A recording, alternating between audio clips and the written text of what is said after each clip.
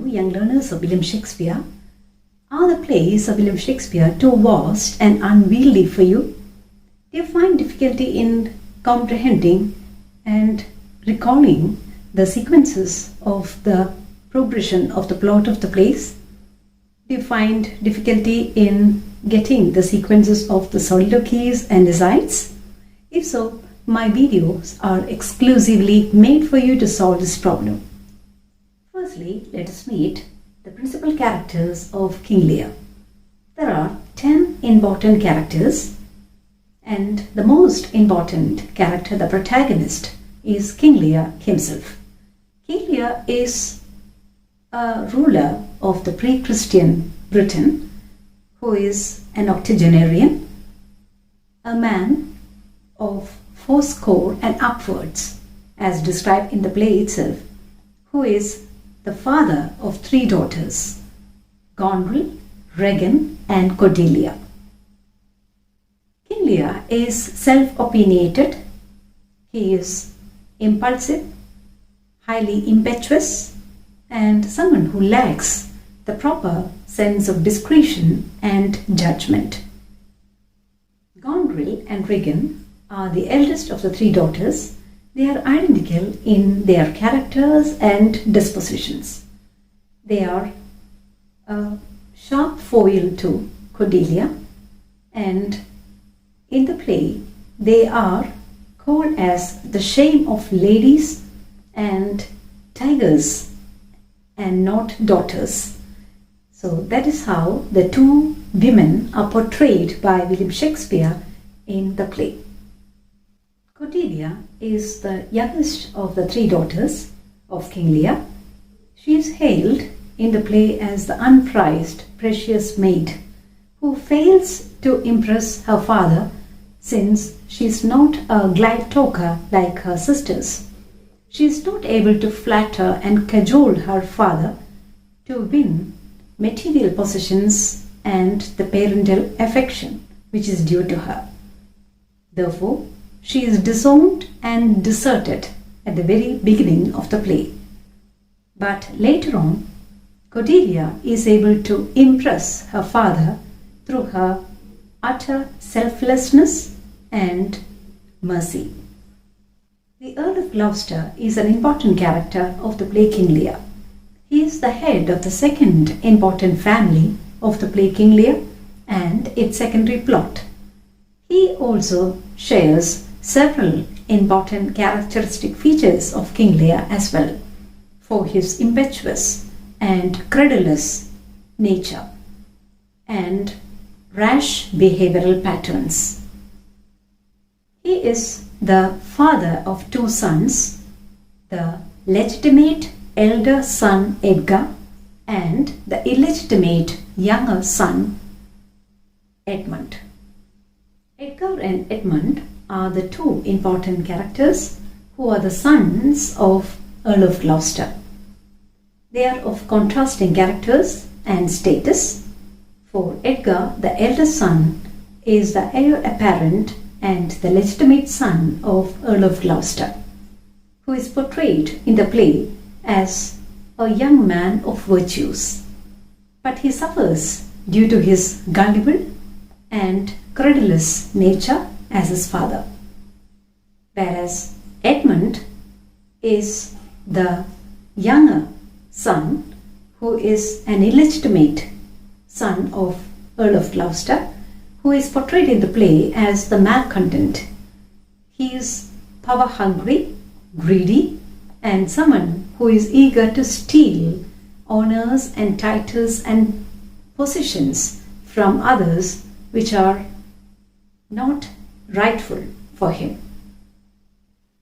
Duke of Albany is the husband of Goneril and the son-in-law of King Lear, who is portrayed as someone meek, passive and peace-loving in the beginning of the play. And as the play progresses, we find Duke of Albany emerging as a powerful character who is bold enough to pinpoint the moral, spiritual and the ethical flaws of other characters, especially Goneril, Regan and Edmund. he happens to be one of the surviving characters of the play. Duke of Cornwall is the husband of Regan and the second son-in-law of King Lear, who is known for his fiery temperament, moral erosion, and wickedness. The King of France is portrayed as a mature figure, a man of integrity and moral strength. In the opening scene of the play, he is portrayed as the prospective suitor to Cordelia, who later becomes her husband. The play portrays the King of France as a young man of moral integrity who recognizes and acknowledges the value and worth of Cordelia at a time when she was sadly disowned and deserted by her family members and her father. Towards the end of the play, we find King of France expressing his readiness to fight against England for the sake of his wife Cordelia's love for King Lear.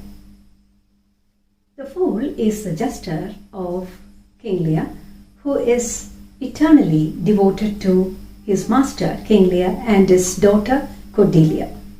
He is able to speed up the spiritual transformation and purgation of King Lear through his bitter and all-licensed banter and slapstick humor. Earl of Kent is a noble and true-hearted courtier who is steadfast and loyal till the very end towards his master King Lear and his daughter Cordelia. Earl of Kent suffers in his life due to his downright honesty and outspoken nature. Irrespective of all, he is one of the few surviving characters in the play because of his integrity and moral uprightness.